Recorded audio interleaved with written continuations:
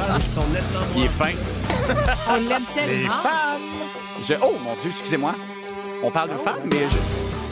Voyons, non, mais non. Les femmes sont nettement moins ambitieuses en moyenne que les hommes. Celles Bon. qui sont ambitieuses, en général, font travailler leur conjoint plus fort. Bon, ça, c'est dit. Je peux... je peux quand même dire que j'adore Régis Labaume. Voilà. Moi non, mais aussi, je pour vrai. l'adore. Pour vrai, absolument. Allez-y, Olivier, excusez-moi. Oui, je vous parle Moi aussi, je du l'aime. monde de... Oui, Non, mais il est trop tard, Jean-Sébastien, vous aussi. Jean-Sébastien. Je vous parle du monde de la femme aujourd'hui, Jean-Philippe. J'ai accumulé quelques commentaires au sujet de ce sexe depuis quelques semaines. Je pense que c'est le bon moment de faire un portrait de l'état. Ça fait juste quelques semaines. Ouais. L'état du féminisme postmoderne, à commencer par le dossier de Cardi B, cette chanteuse américaine qui utilise les mots en WAP. WAP, qui est l'acronyme de quoi, Jean-Sébastien? WAP. Ben, W, dites un mot en W, là. Wagon. On va laisser Sophie Durocher de Cube Radio traduire ça. Une chanson qui s'intitule Wet Ass Pussy, donc petit minou mouillé. Un petit minou tout mignon et tout trempe, un peu comme moi après Ah, mon ben oui, jogging vous en avez matinal. parlé à l'émission de Julie Snyder. Oui, exactement. Bon. Reste que certains ont vu dans cette chanson Je le pense qu'on dit témoignage. Sylvie Schnauzer. Certains ont vu dans cette chanson le témoignage de l'émancipation des femmes de nos jours qui, comme les rappeurs masculins depuis des années, sont aussi capables d'être des maudites colonnes. Sauf que Denise Bombardier n'a pas aimé cette vision des choses. C'est que les militantes féministes radicales, je dirais, d'un certain Québec médiatique et académique, disent que c'est formidable parce que c'est une femme libre. Et là, voyez-vous, là, je trouve que c'est un dérapage et un délire intellectuel qui ne tient pas la route. Bon, moi, je ne sais pas trop où elle a entendu les militantes féministes radicales d'un certain Québec médiatique et académique parler de WAP, mais en même temps, j'écoute pas Pénélope tous les jours. N'empêche que la féminité, Franchement. c'est vu différemment, la féminité d'une personne à une autre. Par exemple, Gilles Proulx, à Plus on est de fous, plus on lit, il nous expliquait c'est quoi la féminité selon lui. C'est quoi la féminité? C'est La un féminité- concept... oui, vous semblez le savoir très bien. Qu'est-ce que c'est? Ben, la féminité, c'est la beauté de la femme, non seulement dans son sens physique du mot, mais dans son verbe, dans le choix de ses mots. Une femme qui a réussi, Lise Wattier, tiens, voilà une belle femme qui exprime la féminité. Oui, l'exemple type de la femme qui a de la classe, c'est Lise Wattier. C'est dans votre famille, ça, Jean-Philippe? Oui, absolument. Voici une femme qui s'émancipe et qui se défait de l'emprise des standards oppressants de la beauté en vendant des cosmétiques. Mais je blague, moi, je pense qu'il n'y a pas une féminité qui est meilleure que l'autre. Ben non, Voyons, il est bien Au-dessus. fâché, lui. Si tu te mets un rouge à Ben lèvres, oui. Ben oui. t'es pas moins absolument. femme pour autant. Ben, c'est ça. Exact.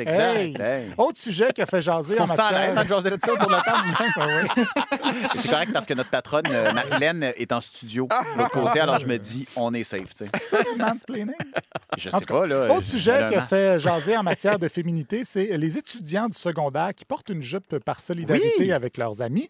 Oui, c'est le prochain déguisement de Jean-Philippe, d'ailleurs. Oui, c'est vrai. Jean-Sébastien. Vous m'avez Non, promis, non, c'est... hein, Oui, je que sais, je j'allais devais faire. faire... oui, absolument, je devais me déguiser comme ça comment ça s'appelle déjà? Bonsoir. Ah oui. Et Vous j'ai l'avez pas... pas fait. Bonsoir, hebdo. Oui, absolument, hebdo, mais là, j'ai pas eu le temps. Ça va donner une autre fois. Bon. OK. Un arrêt essentiel à votre... Mais non, c'est intéressant. Donc, le fils de Sophie Durocher l'a fait, lui, porter la jupe. Et si elle trouvait ça bien correct, Sophie, elle l'a quand même un petit peu confronté quand il lui a dit qu'il faisait ça parce que c'était sexiste d'imposer la jupe aux filles. Qu'est-ce qui est sexiste? Ben, il dit c'est sexiste que quelqu'un, quelque part, a décidé que un garçon, ça porte un pantalon, puis une fille, ça porte une jupe. J'ai dit, OK, ben, j'ai dit en Écosse, le kilt. Bon, ben, je veux dire, dans les pays arabes, les hommes portent une djellaba. Ben, je dirais, il y a plein de gens à Montréal qui se promènent avec des djellabas. Puis ils se font pas arrêter par la police. Ils portent une robe, des hommes qui portent une robe. J'ai dit, c'est une question de culture, c'est une question de...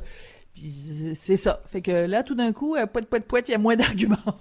C'est sexiste, un gars qui porte une jupe. Ben, pourquoi la police n'arrête pas les hommes en djellaba? Alors, je trouve ça, très malhonnête comme argument.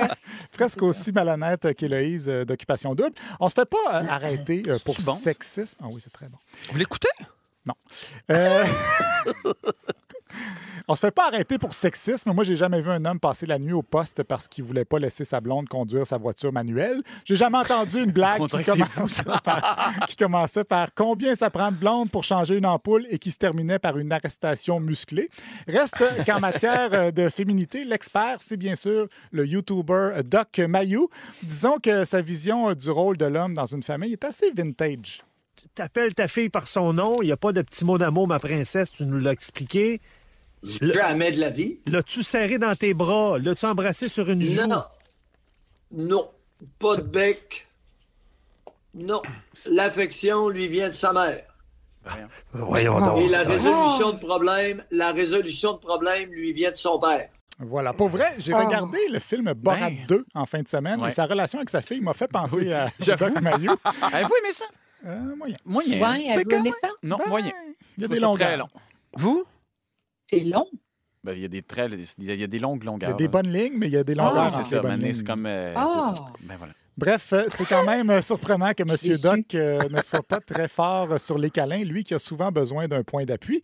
Il en va de même des garçons. C'est un peu louche de leur faire des câlins aux garçons. C'est pas une question de chacun d'opinion. C'est que, est-ce qu'il est dans l'intérêt d'un jeune garçon de 12 ans de recevoir des câlins de la part de son géniteur? Derrière les habitudes familiales sont des vulgaires prétextes pour ne pas s'avouer certaines réalités.